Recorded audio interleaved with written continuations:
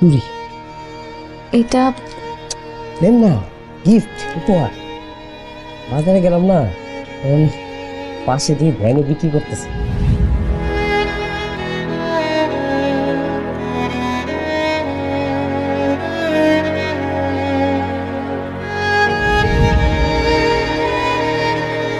আরে ভাই, আপনি এখানে লুকে আছেন কেন?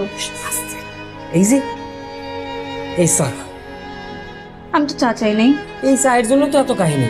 এই জন্য তো আমি নিজে তারপর জন্য চা বানিয়ে নিয়ে আসছি। নেন।